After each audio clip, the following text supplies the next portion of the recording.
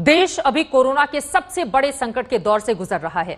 पूरा का पूरा सिस्टम इस मुसीबत से जूझ रहा है और इसी संकट काल में बेबस हो गए हैं 10वीं 12वीं के करीब 30 लाख छात्र, जिन्होंने अपनी परीक्षाओं के लिए जमकर मेहनत की, दिन रात तैयारियां की, लेकिन कोरोना की वजह से कुछ पेपर्स के एग्जाम नहीं हो पाए। इस पर अभी तक सस्पेंस भी बना हुआ है। अब वो सभी छात्र चिंता में हैं कि क्या होगा, वो क्या करें, क्या नहीं करें। छात्र उलझन में हैं तो अभिभावक भी यानी कि उनके माता पिता परेशान हैं। छात्रों के हितों को लेकर इन तमाम मुद्दों पर हमसे बातचीत करने के लिए खुद मौजूद हैं मानव संसाधन विकास मंत्री रमेश पोखरियाल निशंक। उनके हर सवाल का यानी कि छात्रों से जुड़े हुए हर सवाल का जवाब साहब से हम जानेंगे, लेकिन उसके पहले अपने दर्शकों को यह महत्वपूर्ण रिपोर्ट दिखाते हैं।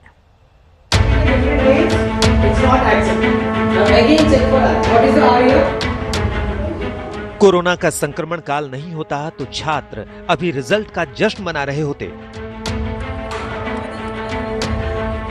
कोई आगे की पढ़ाई की रणनीति बनाता तो कोई अपने भविष्य को संवारने में शिद्दत से जुट चुका होता।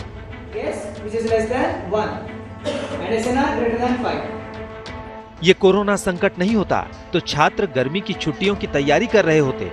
स्कूल और अन्य शिक्षण संस्थान नए सेशन का वेलकम करने में जुटे होते। मई महीने की शुरुआत हो चुकी है। पिछले साल 2 मई को 12वीं के रिजल्ट आए थे और उसके 4 दिन बाद यानी 6 मई 2019 को 10वीं के रिजल्ट भी आ गए थे। लेकिन इस साल कोरोना ने सब कुछ रोक दिया है।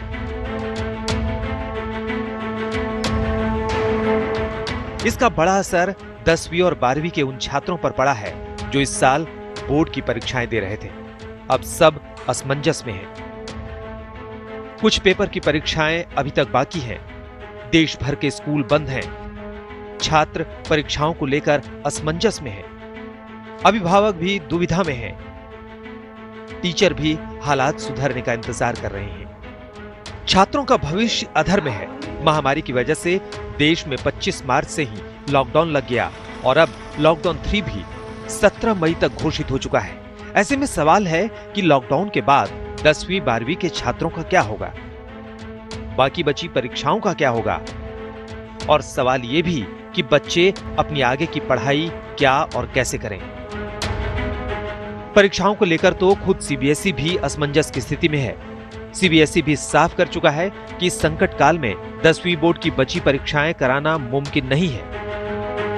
1 अप्रैल को अपनी एक एडवाइजरी जारी की है। उसमें हमने बहुत क्लियर कहा है कि 10th का कोई भी एग्जाम अब हम नहीं कंडक्ट करेंगे। जो भी एग्जाम्स 10th के हो गए हैं उनके बेस पे हम रिजल्ट दे देंगे। 12th सब्जेक्ट के एग्जाम्स क्लास 12th के हम उनका री एग्जाम करेंगे एंड वी आर वेटिंग कि जैसे लॉकडाउन उठेगा हम परीक्षा कर सकेंगे।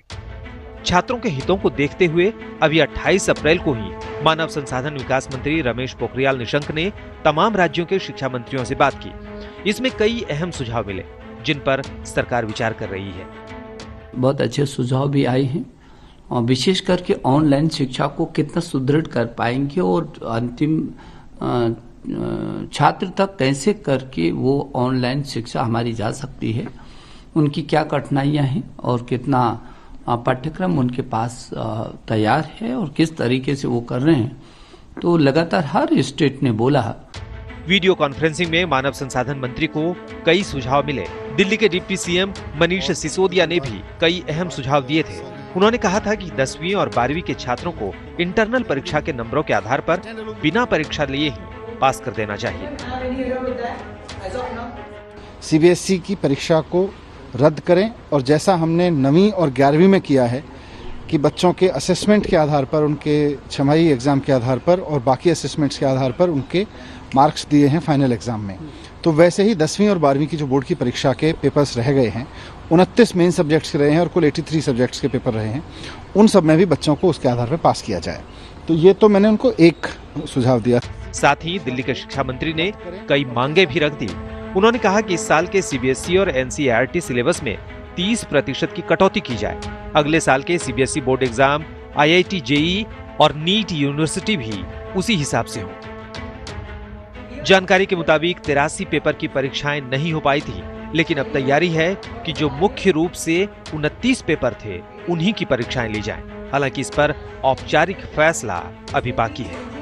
मंजीत नेगी के साथ आज तक ब्यूरो।